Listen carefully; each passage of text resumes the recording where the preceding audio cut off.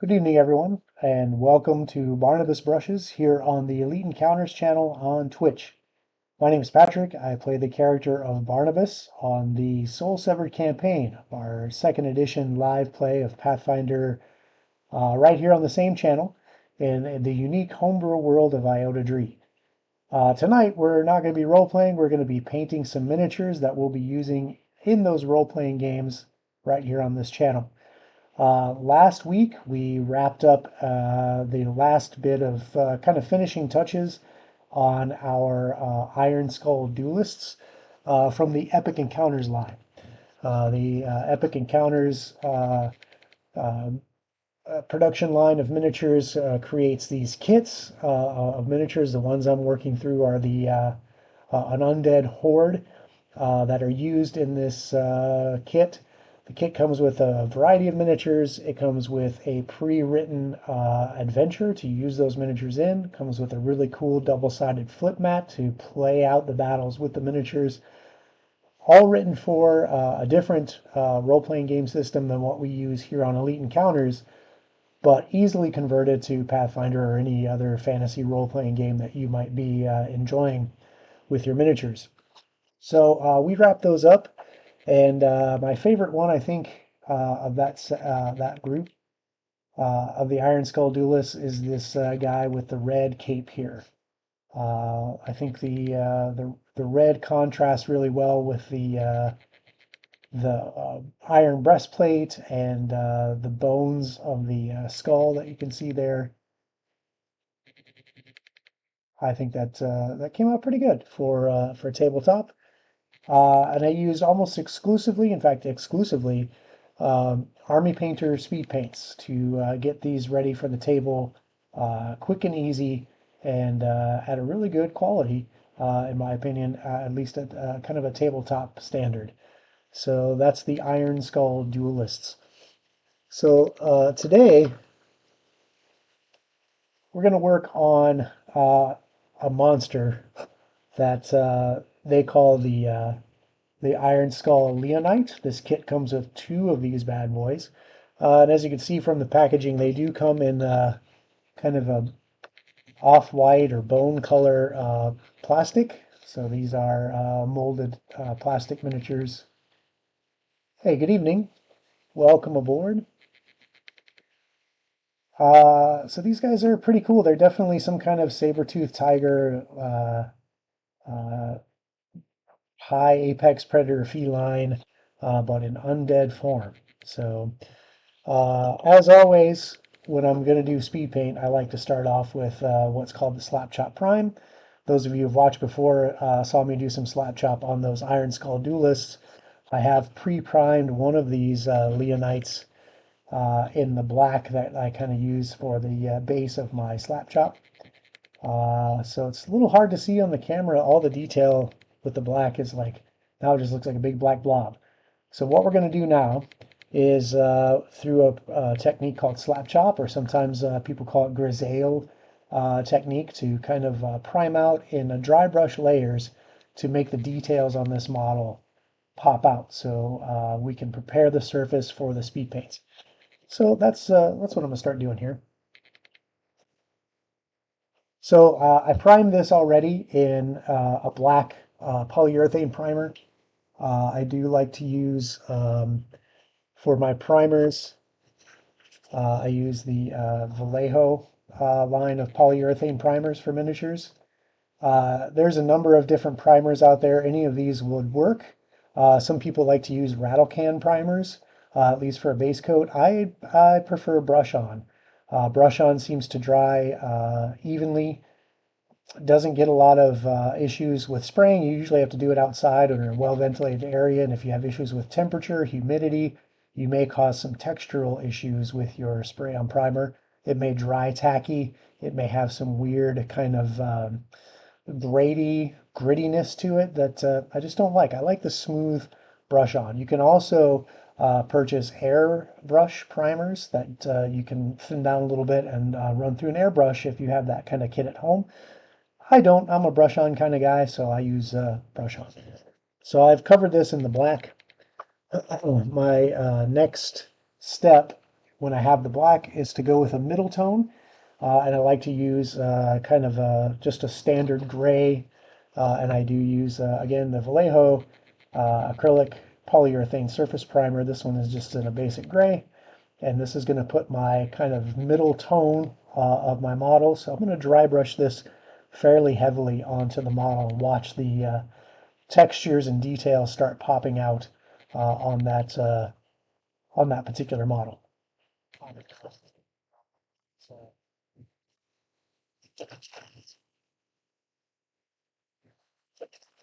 So I've got a really dirty palette off screen that I like to use for my primer. So I'm going to pour out uh, about a half of a little palette bowl. I don't know what those little things are on a palette. I guess a bowl.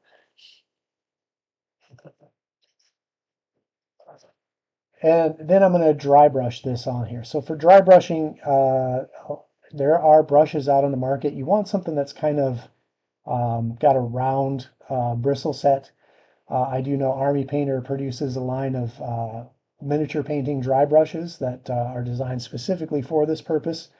There's a number of dry brushes out there on the market that you can purchase, but really any kind of flat, rounded, I guess they would call that a filbert bristle. I like to use really cheap makeup brushes, eyeshadow blender brushes. I get these for a couple bucks at any of your big box retailer department stores. Just go to the makeup aisle and look for these white brushes. They're $2 a pop.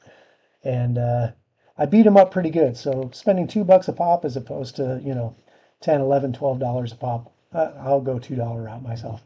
Get the same overall effect. So for dry brushing, what you want to do is load up your brush with some paint. Not too heavily. You don't want it to go up into the ferrule. And then you're going to take that brush and you're going to brush all the excess paint off onto a surface like a paper towel. I personally use a paper towel. I know there are a lot of painters out there that have now moved away from paper towels and gone to a dry brush palette, which is just a palette made up of rough bits. Sometimes they'll just take a rectangular lid from a Tupperware container or something and cover it with glue and then just put a bunch of rocks and dirt and plastic bits all over it. Let it all dry, hit it with a spray primer, and then boom, you just dry your brush on that, get off all your excess paint. It's supposed to have a smoother effect when you go to actually dry brush your model. But I've been using paper towels, no problem. So it looks like there's like no primer on this brush, but when we start painting down on this model, you're going to see that primer start to come off onto the miniature. And I'm going to go basically from top down, like considering my light source is coming right above the model here, like the sun is up here like at high noon. So the brightest parts are going to be at the highest top part of the model.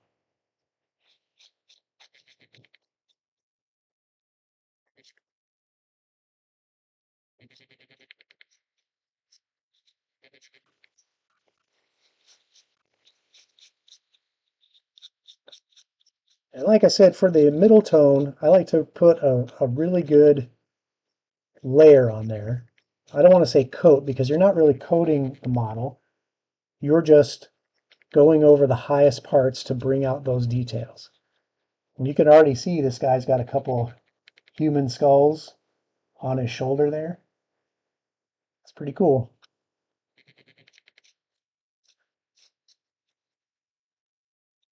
This process, this dry brushing process, to create this slap chop effect or grisaille effect, is kind of where the model starts coming to life for me. This is where I start to see the details and features that I may not catch when I'm just looking at it right out of the package.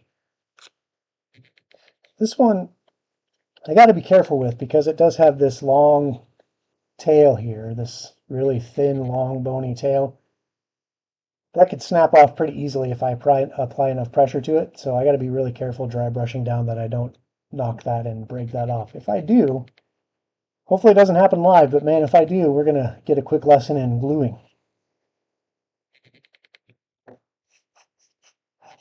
Not my first rodeo when it comes to repairing broken models.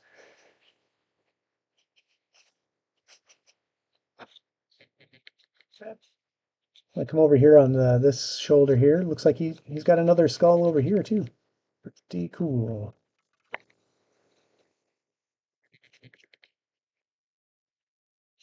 And really start hitting the texture on the base. And when you look at the base, it looks like just like a big black blob. But as I start to dry brush it, I'm already starting to see that there's all kinds of femur bones. There's a skull there. There's a weird crystalline spike there.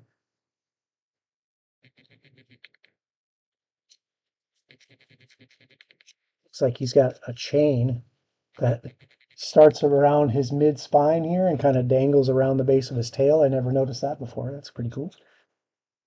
Like I said, this model starts coming to life when I start doing this technique.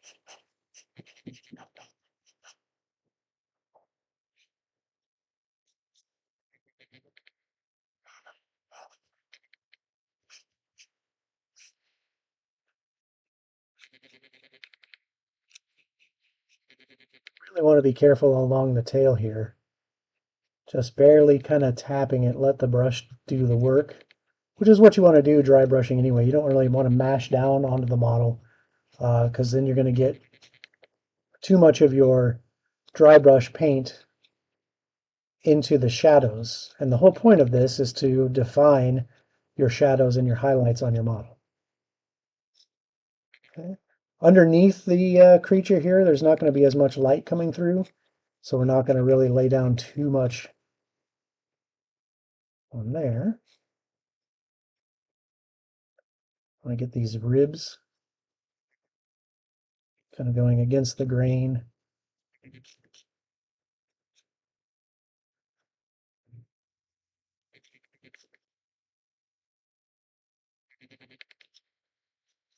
This creature's got this really weird mane of what looks like vertebrae. Hard to tell. I don't think lions have bones in their hair, but who am I?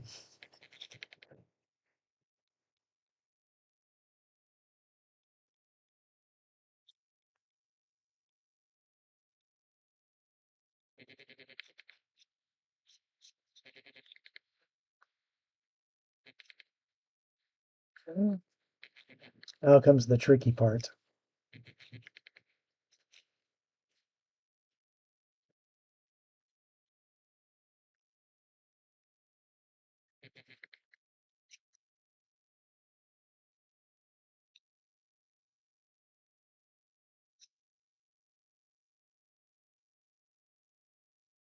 Underneath the model. Again, there's not a whole lot of light that's going to be coming through, but it is an undead creature, so there is going to be light shining through that rib cage down onto the base, but not as much as outside here, obviously.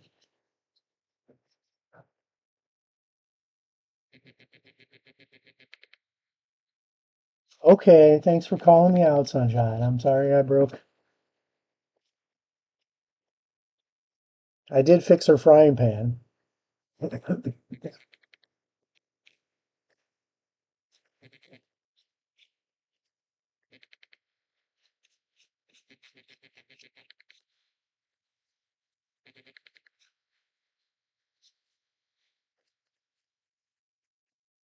And we all know her frying pan is probably her most important weapon, right?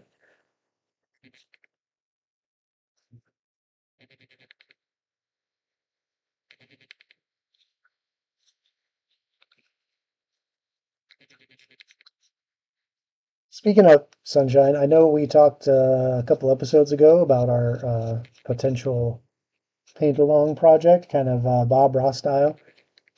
Um, the model you picked out, I'm really happy you picked it out because I'm excited to paint that for my collection as well. But then I went through my collection of unpainted miniatures, which is pretty big, and realized I didn't have that particular model you chose.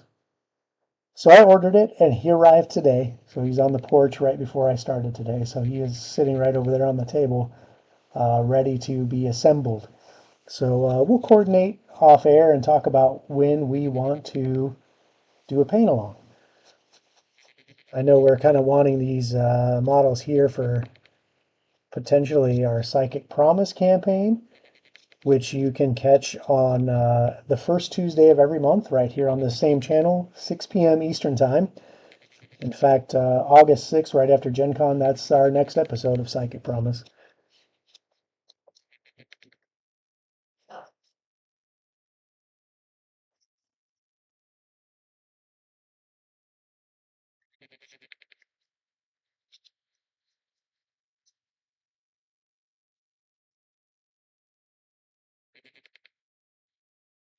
Okay, I think with our gray, we've got our model fairly defined. I might hit that shoulder blade, that scapula there, it's sticking up just a little bit more. I want that shadow to still be defined, but I want, when my bone color hits, I want it to be bone color.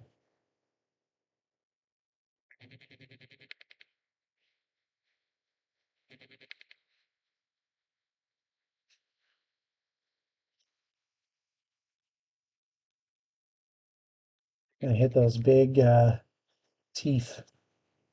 This reminds me of a saber-tooth tiger a little bit.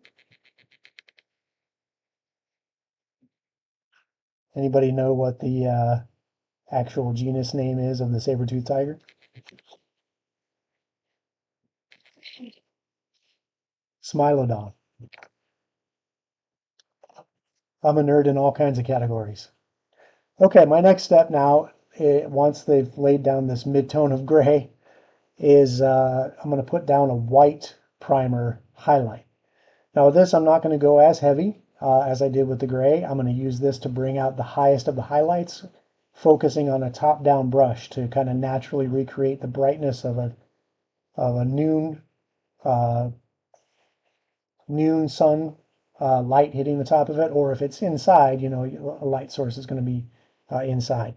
If you're working with a model that you specifically want to put in a diorama, let's say, and you want to have a source of light coming from the side, like a fireplace or a torch or some kind of other artificial light source, then you would highlight this from the side and paint the model accordingly. But then just keep in mind that in the diorama, it's only going to work if that surface is facing the light source that you painted in the diorama. I usually do a top down because a top down sunshine is kind of the go-to standard for painting fantasy models that are going to be on the table, especially during like battles, because they're going to be moving around a lot. You want that effect to be kind of from all angles of the table. So top-down light source is usually the way I go for that. So without further ado, let's do some white. Again, just the same Vallejo surface primer. This is a smaller bottle. This one's just about run out on me. And I'm going to have to break out my new bottle. But I think I can squeeze out another model here.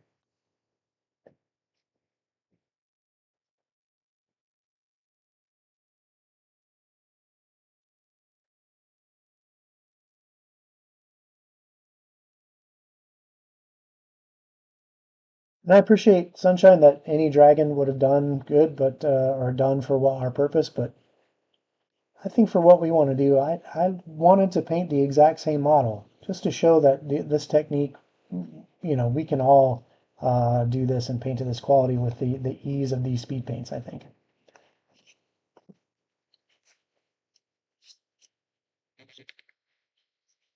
Okay, so again, I'm just going to load up the tip of my brush, maybe about that much, and then I'm going to wipe off the excess onto my paper towel.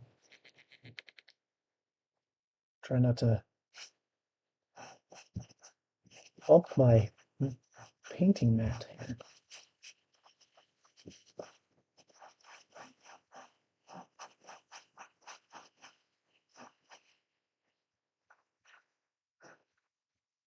So we may not see this guy in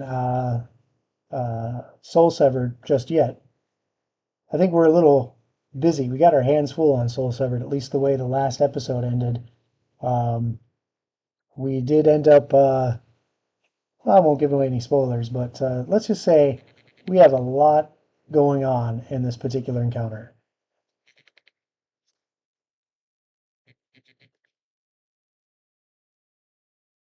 All right, so I'm going over with a lighter stroke, lighter pressure on the brush as I'm going over these surfaces because I just want to get the highest of the highlights.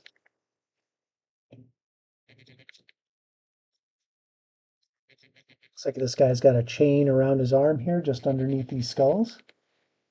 You can just make it out right here.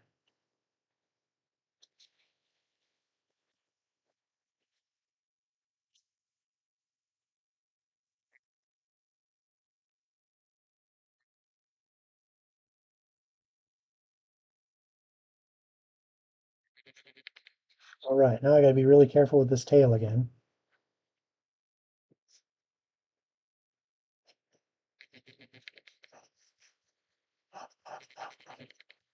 I was saying last night during the session, I am I'm not envious of Sears' place as the GM behind the screen there, especially during um, a complex encounter like what we were facing last night. Stay tuned next week. Well, actually, I'm sorry, not next week. 7 days from there, so the August 13th is when we're going to get back to that particular combat and see how we handle all that's being thrown at us.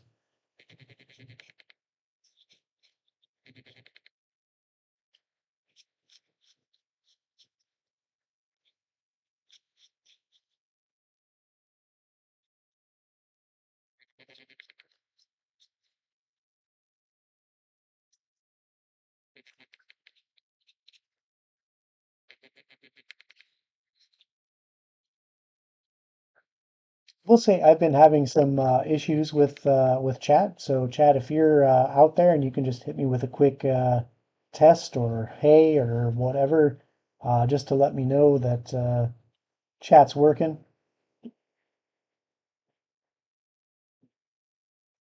I had issues with it last night as well.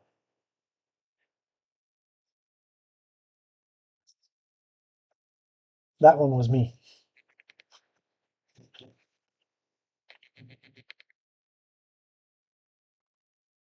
and that one was really me.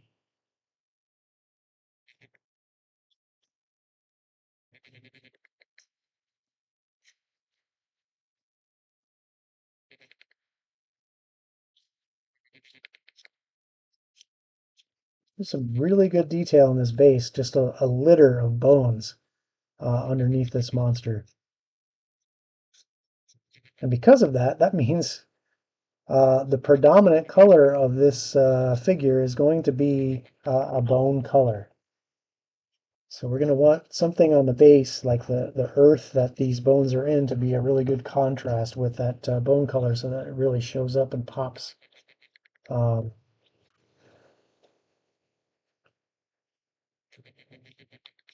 Sometimes that's a challenge, like, you want it to look natural and real, but also in the miniature world, you want to use color theory to really bring the models to life. Use contrasting colors, use colors that are complementary to each other on the color wheel and opposite of each other on the color wheel for contrast, just to get certain details to really come out and come alive.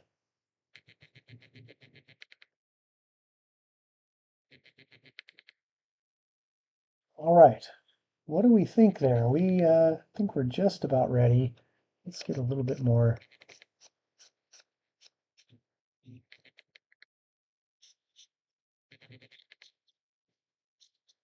I really want those skulls to show up nicely on the finished product there. So that is probably my favorite view of the sculpt right there. Bam. I don't know what that says about me that I love skulls and bones so much. I'm totally normal, I promise. Well, maybe not totally.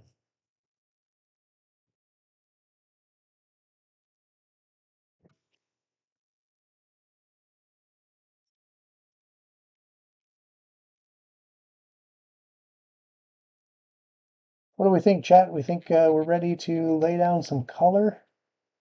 I just want to kind of admire this in a black and white kind of view. You could, in theory, if you're going for like a gothic horror theme, you could just leave it just like this, and make all your models kind of this grisaille theme, and your whole game will kind of have that gritty black and white old Universal horror movie feel to it. Which those I love that movie, those stuff when I was a kid. The old black and white Universal horror films. Man, Dracula was one of my favorites as a kid. The original, well, the original Universal adaptation with Bela Lugosi. Even my cat Frank approves of this guy so far. You might hear him in the background.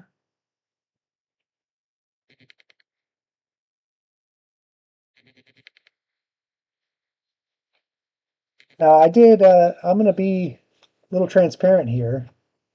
Uh, Looking at pictures for inspiration for this model,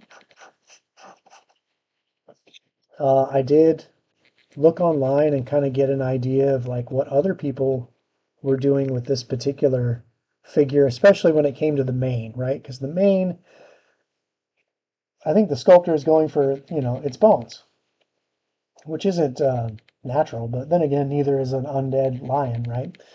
But a lot of people painted the mane either the same color. I might do it a slightly different color just to make it stand out and pop more and make it look a little bit more Leonid from the rest of the skeleton. And then what they also did with the eye sockets is they applied a glow effect, right? Which when we get all done with the model, I think we're going to do the same thing because I thought it looked really cool. It really showed that something unnatural was animating this skeleton of this saber-toothed lion thing with three-fingered hands. Oh, and he's got these iron manacles slash, I guess we can call them manacles, which we all know take. Um, yeah, I agree, Sunshine. I think a nice glowing spectral green color would be super cool coming out of these eyes. Yeah, yep, for sure.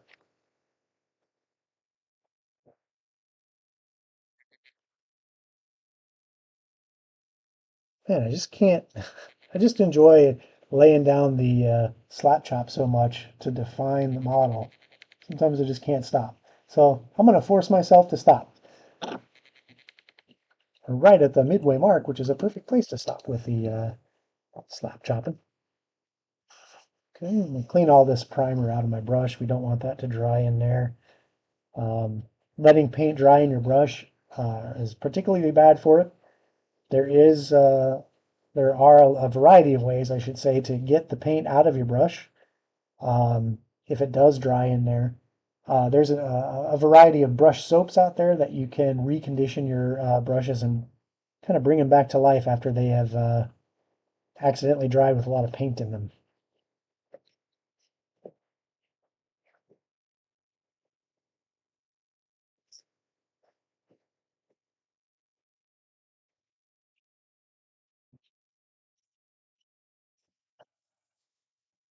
Good.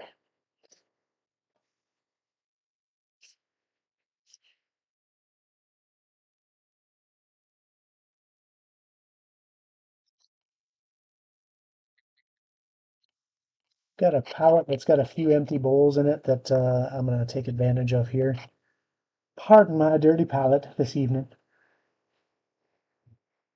But a lot of times I just paint as I go. And as these palette bowls dry out, you can scrape the speed paint right out of it and start with a fresh, clean bowl. This one doesn't have any paint in it. It's got some on the underside, uh, stacking it in another.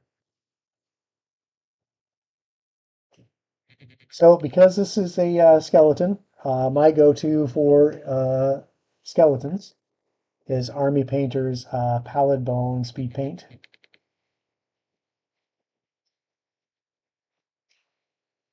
Thanks. He does. He looks pretty wicked. These guys, again, they have the metal pre-mixing balls or mixing balls preloaded into the dropper bottles. So you just give them a good shake, resuspend that pigment in the medium. These speed paints are formulated to have various weights of pigments in them. The heavier, darker pigments will flow into the deeper parts of your model. So in the prime, anything that's still kind of dark gray or even black, that's where the heavier pigments are going to go and kind of lay over that prime. These speed paints are translucent, so they're going to tint what we've already kind of done with our prime here. Um, to basically uh, put the layers of color on the model in one coat.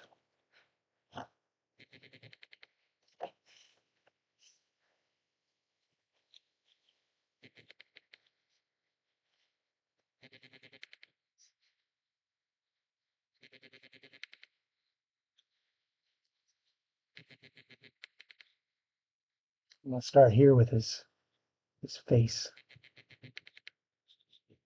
I'm going to hit these mandibles.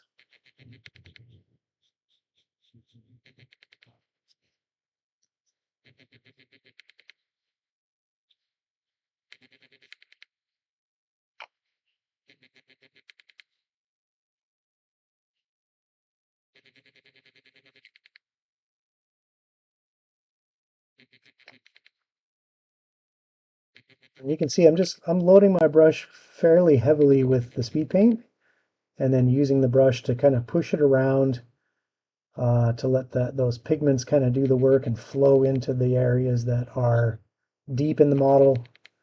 Get inside his jaw. We want to make sure we get all the places that would have color. His palate.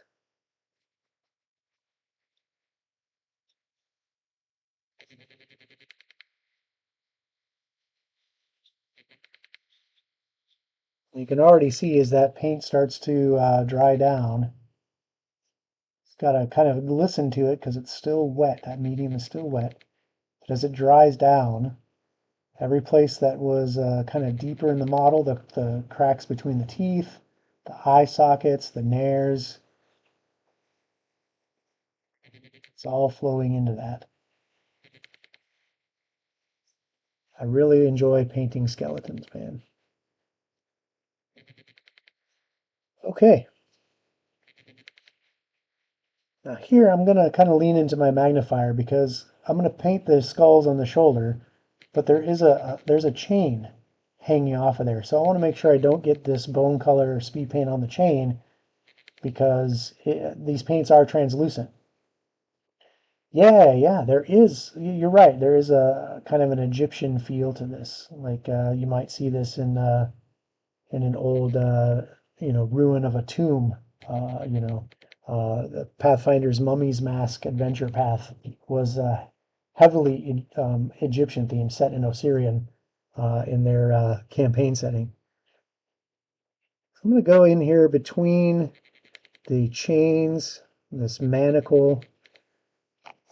I wonder if these manacles took 1 to 3 minutes to put on in count or exploration mode.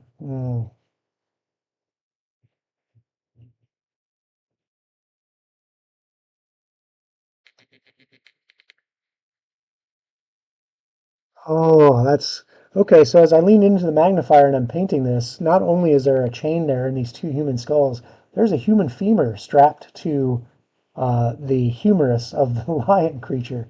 Like maybe it's armor, I don't know. But these details are really popping out as I paint. It's really fun.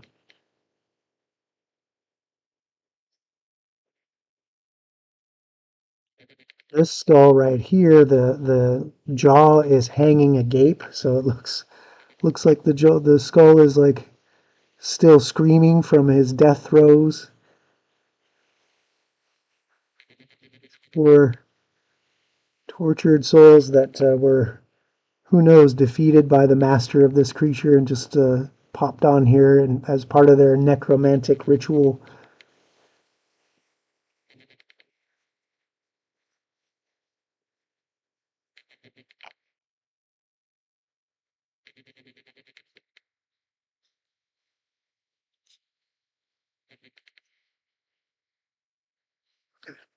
I got some of that paint where I don't want it. So I'm going to wet my brush and just wipe it off.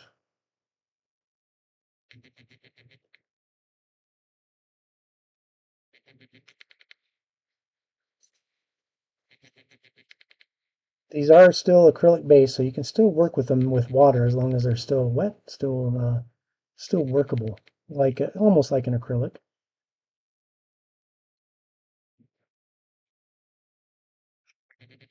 That's metal. That's scapula. There's rib cage.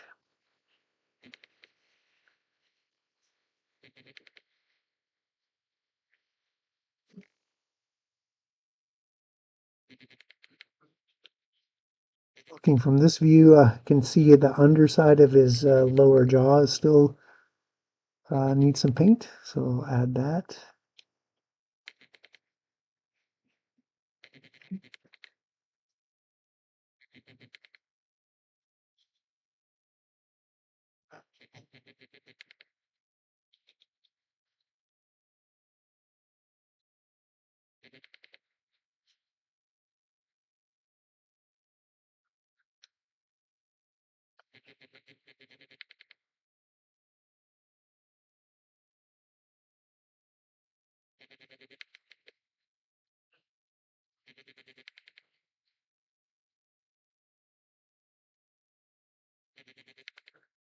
This is really a cool sculpt. I really like these details coming out of him. Got some weird bony spikes here on his elbow. Chains hanging down. Manacle.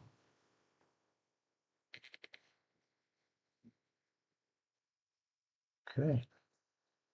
All right, so now I'm going to go down the spinal column, I think. It's got these weird spiky growths coming out of his spinal column.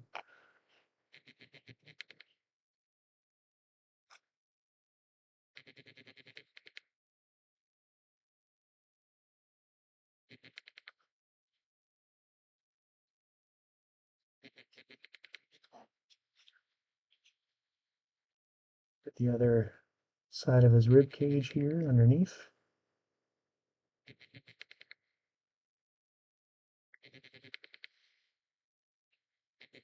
This metal ring here where his chain starts. Keep that clean.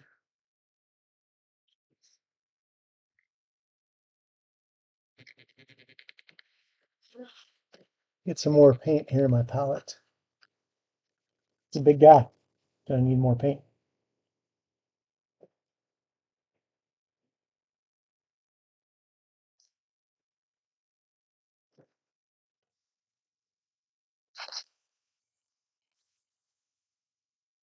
Sometimes you might see me reaching up here to my right for paint, and I might lean over here for paint. I've got my 1.0 and 2.0 speed paints in two separate kind of collections. The 1.0 was the original formulation, which we talked about in other episodes, where it was still workable when wet. And then even after it dried, even 24, 48, 72 hours later, you could go back with wet paint and try to paint over it, and it would reactivate, it would re-wet, so to speak, and start bleeding into whatever paint you're putting on top of it. Some people use that to their advantage and used it for wet blending techniques and other techniques. If you're going to try to layer over it, usually they told you to, hit it with a coat of sealer, um, like a tester's dull coat or something like that to seal that paint, and then you could paint right over the top of it. The 2.0 formulation doesn't have that reactivation problem. They reformulated the medium, so when it dries, it is dry, and you can layer paint over it to get more highlights or to change, add some more details to the colors. We'll be able to do that with this model too. We'll just have to either hit it with a sealer first if we're going to paint details into it, like adding glows to the eyes, and that sort of thing. So 1.0 paints I keep separate, from my 2.0 paints, just so I don't mix up my formulations and accidentally wet blend when I don't want to.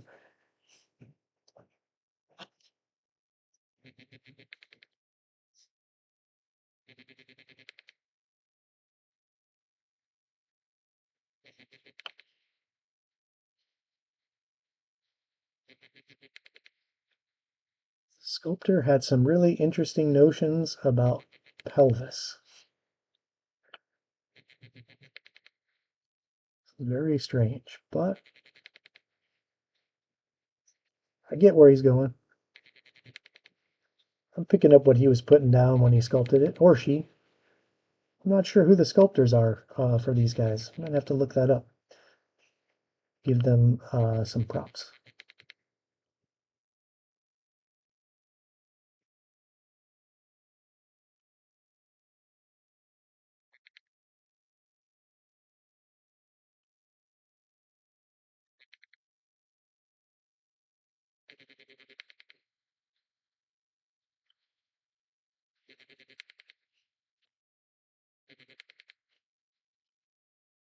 I mean, look how easy this is. You just let the paint do the work for you.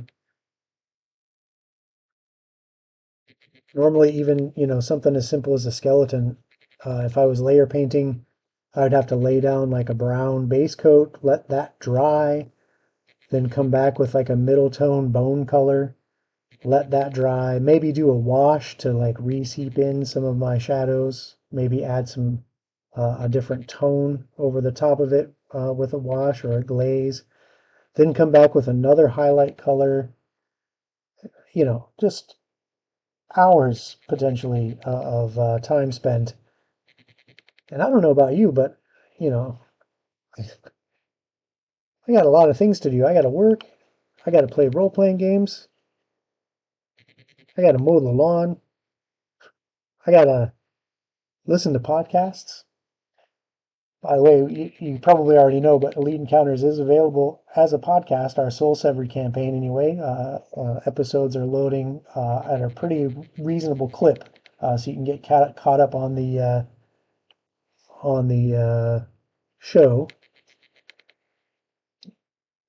or listen to us, if you can't watch us live.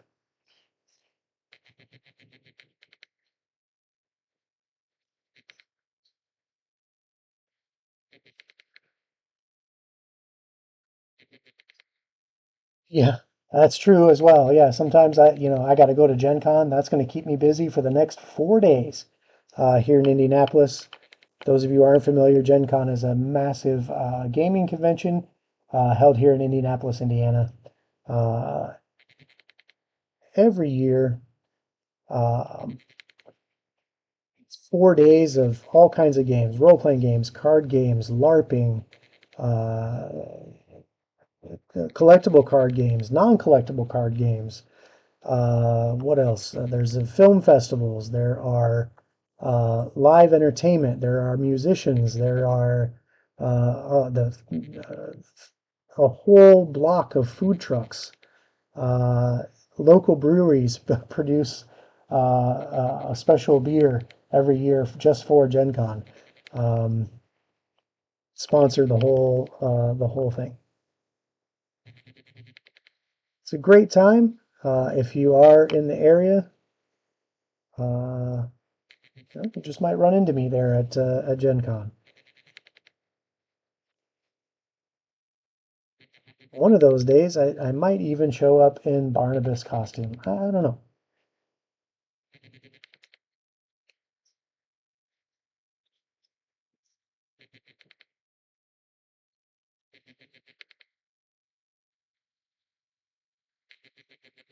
Yeah, my whole point is, for a lot of us in the miniature painting hobby, one of the I don't know, one of the idiosyncrasies, one of the things that we have to put up with as miniature hobbyists is there's so many cool models out there, and we just want to collect as many as we can. And so we have way more unpainted miniatures than we do painted miniatures. And we call that our shelf of shame, or in my case, closet of shame. Um, and speed paint has come along and really made it so that we can catch up on our unpainted miniatures and make them painted miniatures, make them really come to life so they look cool on the table. I mean, look at this. That serious props to the sculptor of this monster. That is super cool to look at watching this come to life.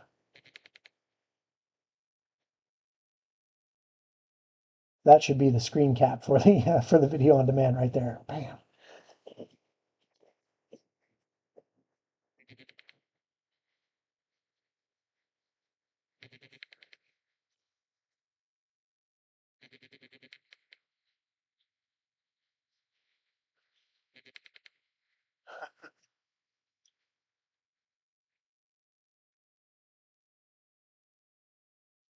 The Toad of Shame? That's not too bad.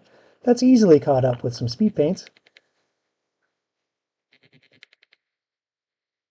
And they do come, you can get them individually, so you can get just the colors you want to work with. They also have like most wanted kits or essential kits that have kind of the more popular colors that you're going to need for a lot of your projects. There's a couple flesh tones, some metallics, a lot of your primary kind of colors. Just a really good starter set.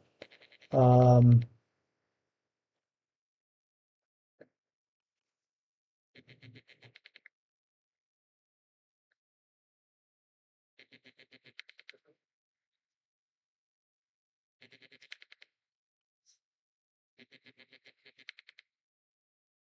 okay,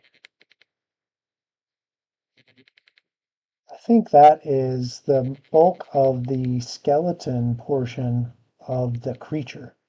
And there's a lot of bits here on the base. You can just make out a little skull peeking out here. You see a rib cage coming out of the dirt there. So I'm going to hit those. I'm going to go ahead and pick those out with some speed paints as well as having this base start coming to life while we've got this. Looks like I've got a little ridge of this shoulder blade scapula sticking out here from under his mane too. I'll make sure to hit that. I don't know if that sound is annoying, those rattle balls.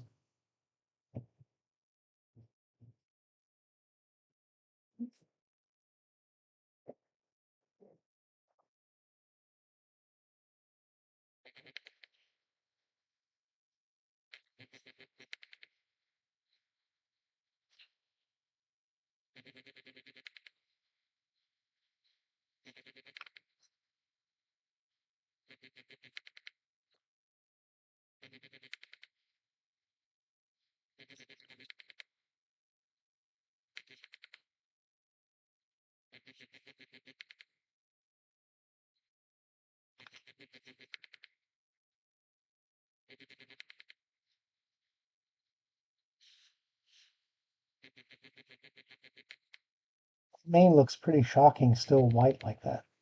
That's pretty cool. I might go with a darker color for the mane, though. I don't know. What does chat think? Should we go lighter color for the mane or dark? Like a lion in real life, their mane is usually a darker color.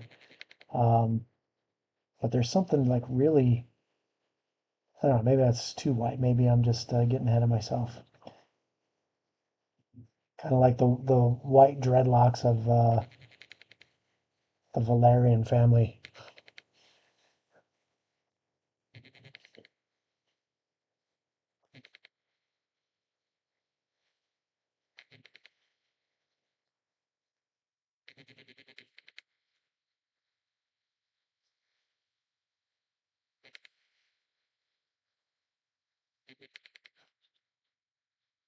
Oh, Mr. Skull, got some ribs.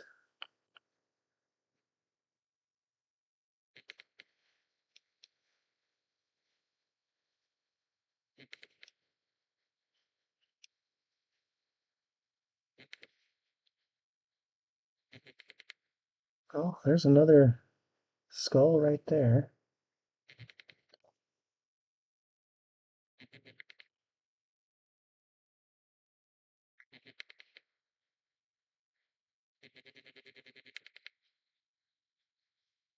Kind of hard to see, but there is some long bones laying here under his feet.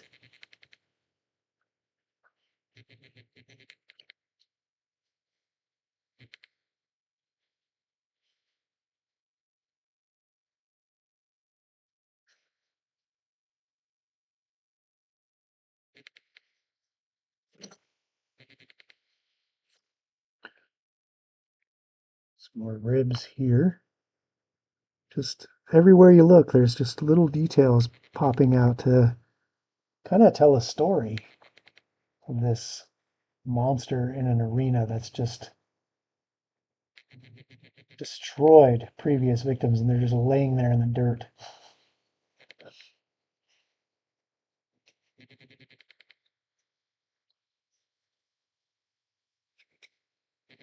Another skull back in there.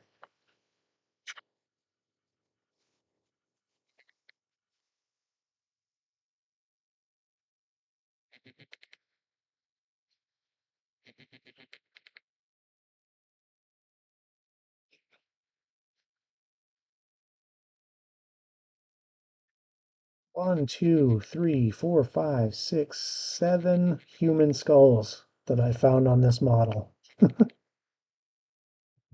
Cool.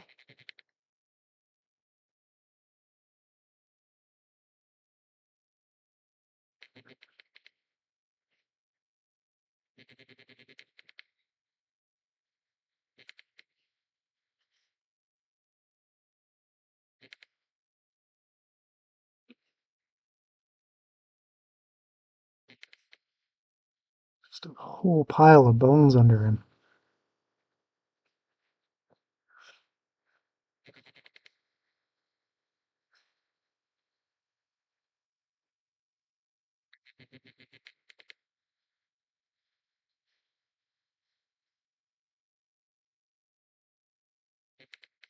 Yeah.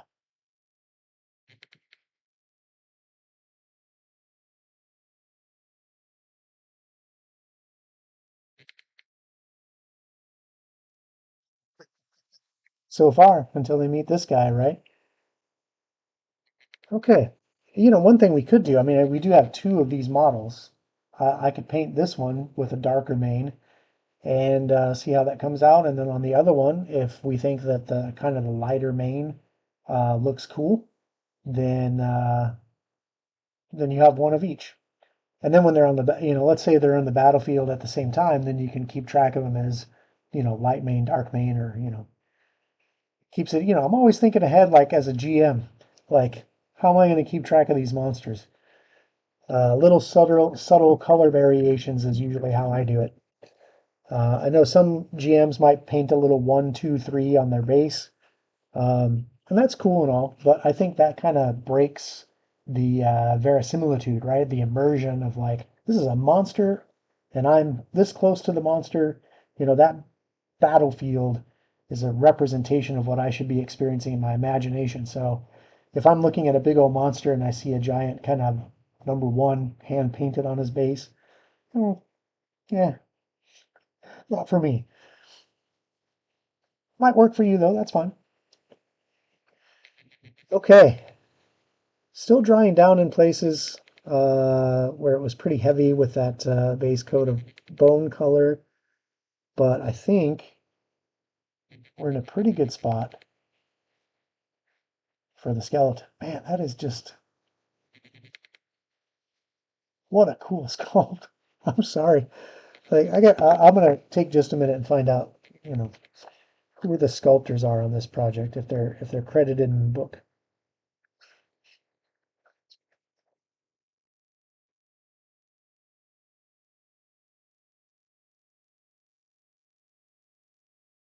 So it doesn't say specifically who sculpted what, but it looks like Ben Charles, Russ Charles, Tom Lishman, and Holly Wolford are your sculptors for this set.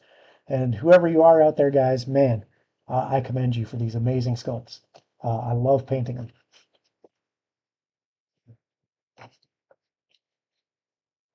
And you can see painting it's messy work. Look at all this oversplash I'm already getting on my nice new mat. Maybe I'll clean that up at the end of the show. Uh, I don't know. Sometimes I think, man, just getting paint everywhere just makes you look like a hardworking artist, right? So sometimes it's, depends on the mood I'm in. Do I want a nice clean surface or do I want like just chaos and it looks like I'm, busy doing art? Okay, I think the next thing I want to do is kind of pick out these manacles. But unfortunately, we're getting pretty close to the time. So, uh, well, that's a good question, Sunshine. If they're still wet, water will get them off. If they've dried on, sometimes it's just game over, especially on these self-healing cutting mats. But sometimes when they dry, uh, like you can almost scrape it off. Um, so we'll see. I'll let you know. Um, but I do want to talk about our upcoming shows. Of course, Gen Con's coming up. So the next 4 days, you may see myself, and I did say manacles. Yeah, I've referenced manacles a couple times. And I said, I wonder if these took 1 to 3 minutes to put on during exploration mode. Um, but you may catch me and other cast members wandering around Gen Con if you happen to be there. Uh, You can always catch us live here every Tuesday on this very same channel from 6 p.m. to 9 p.m. Eastern. Most nights we're playing the Soul Severed campaign. That's where I play the character of Barnabas. And the first Tuesday of every month, we also have the Psychic Promise campaign. Uh, yeah, agreed, Sunshine. Yeah, what a pain. But I guess it makes sense because each one is locking and they have their own mechanism. They're not handcuffs, right? They're different. So yeah, you gotta you gotta imagine with the rules, I guess. But anyway, Psychic Promise, first Tuesday of every month, right here on the same channel, 6 p.m. to 9 p.m. Eastern on Tuesday. The next one will be August 6th, right after Gen Con weekend. Um, of course, Barnabas Brush is here every Wednesday at 5 p.m. Eastern, so catch us here live. And then every Thursday at 8 p.m. Eastern, don't forget to catch Overwatch's show. He's doing a lot of cartography and really kind of building the world that we play in, that homebrew world of Iota Dree. And that's a fun one to watch because it's interactive. Whoever's watching live gets an opportunity to name certain features of the world that we play in. Certain continents, rivers, lakes. We have a volcano named after one of our followers. So it's a lot of fun. Everybody gets to play and be creative with us when we get to Overwatch's cartography show. So don't forget to tune into that tomorrow, 8 o'clock Eastern.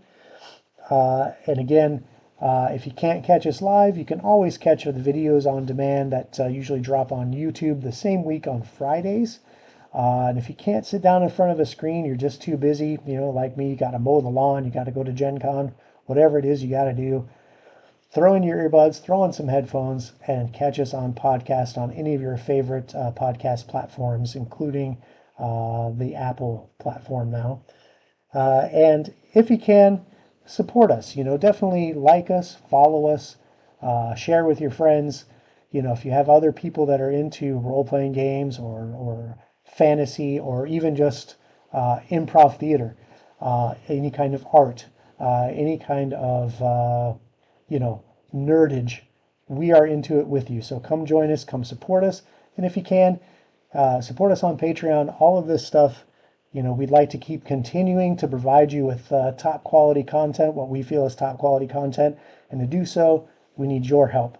So click those links that you see on our channel there and like, follow, support, subscribe, whatever you can do. We appreciate you. We love you for it. Thanks for coming to Barnabas Brushes. We'll catch you next time. Have a good evening, everyone. Good night.